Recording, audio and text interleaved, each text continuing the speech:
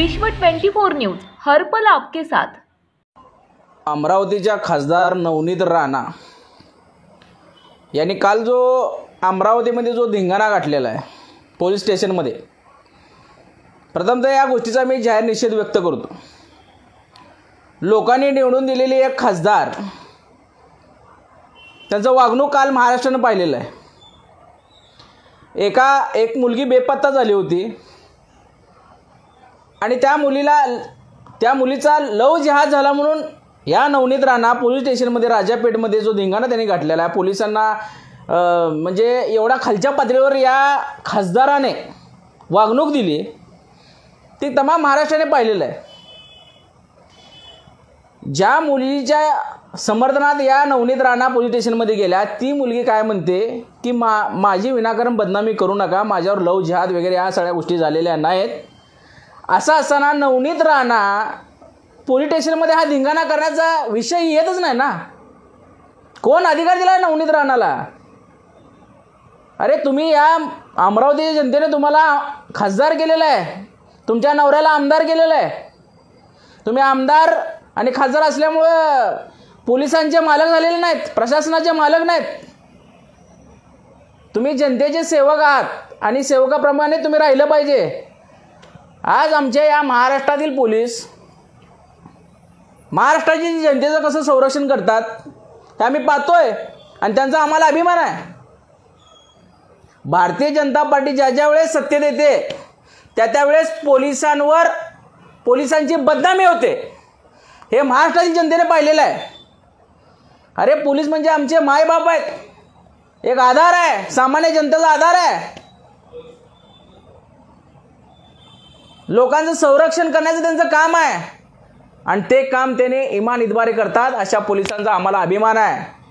परंतु याच महाराष्ट्रातल्या पोलिसांना जर या खासदार नवनीत राणा बाहेरच्या येऊन महाराष्ट्रामध्ये येऊन खासदार होतात आणि आमच्या मराठी माणसाला, आमच्या मराठी पोलिसांना दादागिरीची भाषा करतात, रिमोट काय आपटतात, फोन काय आपटतात। अरे तुमची दादागिरी तुमच्या घरी ठेवायची, पोलिसांसमोर दादागिरीची भाषा करायची नाही। पोलीस आमचे एक संरक्षण करणारे एक आधार आहेत आणि त्यांच्याशी अशी वागणूक करणारे तुम्हाला काय यूपी बिहार वाटला? हा छत्रपती शिवरायांचा महाराष्ट्र आहे आणि या महाराष्ट्राची संस्कृती जपलीच पाहिजे। तो आमदार असेल अगर खासदार असेल। मध्यंतरी अर्णव गोस्वामीने आमच्या या महाराष्ट्रातील पोलिसांना नाहक बदनामी केली, शिव्या दिल्या आणि त्याचा सपोर्ट करणारे भारतीय जनता पार्टीचे लोक आहेत। या महाराष्ट्राचा सध्याचा उपमुख्यमंत्री, गृहमंत्री आहे या महाराष्ट्राचा। काय करतो गृहमंत्री? ताबडतोब या खासदारावर आणि आमदार 353 गुन्हा दाखल करा। सरकारी कामामध्ये अडथळा केल्याप्रमाणे यांच्यावर गुन्हा दाखल झाला पाहिजे। आमच्या वर्षाताई भोईर यांनी आज आवाज उठवलाय, आम्ही त्यांना समर्थन करतो।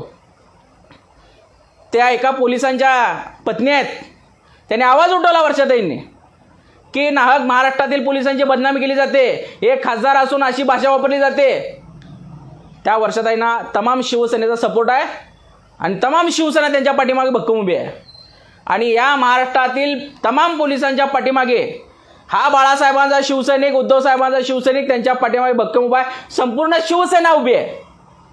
ज्यावेळेस आमचे पक्षप्रमुख उद्धव साहेब मुख्यमंत्री होते या महाराष्ट्राचे, त्यावेळेस त्यांनी वर्षा बंगला सोडला, त्यावेळेस प्रत्येक पोलीस सुद्धा रडत होता। हे प्रेम उद्धव साहेबांनी कमवलेलं आहे आणि तुमची सत्ता आल्यानंतर तुम्ही पोलिसांची दादागिरी करता। ही काय हुकुमशाही आहे का? ही लोकशाही आहे, लोकशाही आहे। पोलिसांवर दादागिरीची भाषा याच्या पुढे कोणी करायचं नाही। हा नितेश राणे सुद्धा, आज बघितलो मी त्याचं व्हिडिओ, पोलीस स्टेशनमध्ये पोलिसांना धमक्या देतो। कोण हा नितेश राणे? अरे तुम्ही आमदार खासदार म्हणून पोलिसांची दादागिरी करताय, प्रशासनावर दादागिरी करताय। प्रशासनापेक्षा तुम्ही मोठे लागून गेलात का? हे चालणार नाही। महाराष्ट्रामध्ये कदापि सहन केलं जाणार नाही। प्रत्येक सामान्य माणूस रस्त्यावर उतरला नाही पोलिसांच्या समर्थनार्थ तर तुम्हा आमदार खासदाराला पळायचं सुद्धा कळणार नाही। सरकार पडेल, हे सरकार तुम्हाला सामान्य जनताच पाडणार आहे। एवढी दादागिरी चांगली नाही, पोलिसांची दादागिरी करू नका। अरे तुम्ही पोलिसांची एवढी दादागिरी करताय, सामान्य जनतेचं काय होणार?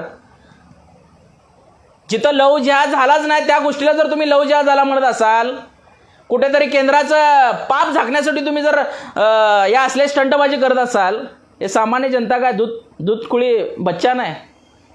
सामान्य जनतेला सगळं कळतंय. आज या देशातली मुख्य समस्या काय, या महाराष्ट्रातल्या कितीतरी ठिकाणी पूर आलेला आहे, अनेक ठिकाणी माणसं वाहून गेली, अनेक पिके खराब झाली, कितीतरी शेतकऱ्यांनी आत्महत्या केल्या. त्या बळीराजासाठी कोणी आवाज उठवत नाही. पेट्रोल डिझेलचे दर वाढलेले आहेत, महागाई वाढलेली आहे, याच्या विरोधात कोण आवाज उठवत नाही, आंदोलन करत नाही. फक्त लव जिहाद या गोष्टी, धर्माच्या गोष्टी पुढे आणायच्या, हिंदू मुसलमान भांडणं लावायचे, हाच उद्योग या सरकारचा आहे. आणि तो उद्योग, हा जो जे षडयंत्र आहे ते आम्ही हाणून पाडणार. आम्ही जनतेसाठी कटिबद्ध आहोत. जनता हेच सर्वश्रेष्ठ मानणारे आम्ही बाळासाहेबांचे शिवसैनिक आहोत. आज आमचे पक्षप्रमुख उद्धव साहेब ज्या परिस्थितीतून जात आहेत, त्या महाराष्ट्रातील प्रत्येक जनता उद्धव साहेबांच्या पाठीमागे भक्कम उभा आहे. आज जी दादागिरी चालली आहे ना, ती दादागिरी येणाऱ्या काळामध्ये तमाम सामान्य जनता मोडून काढल्याशिवाय राहणार नाही. आणि याच्यापुढे जर कोणी आमच्या पोलीस बांधवांच्या जर कोणी अर्वाच्य भाषेत बोलत असेल, तर शिवसैनिक रस्त्यावर उतरल्याशिवाय, आंदोलन केल्याशिवाय स्वस्थ बसणार नाही या सरकारच्या विरोधात. जय हिंद, जय महाराष्ट्र. राज्यातील महत्त्वाच्या आणि आपल्या भागातील ताज्या बातम्या पाहण्यासाठी आजच आमच्या विश्व 24 न्यूज चॅनलला यूट्यूबवर सबस्क्राईब करा आणि बेल आयकॉन प्रेस करा.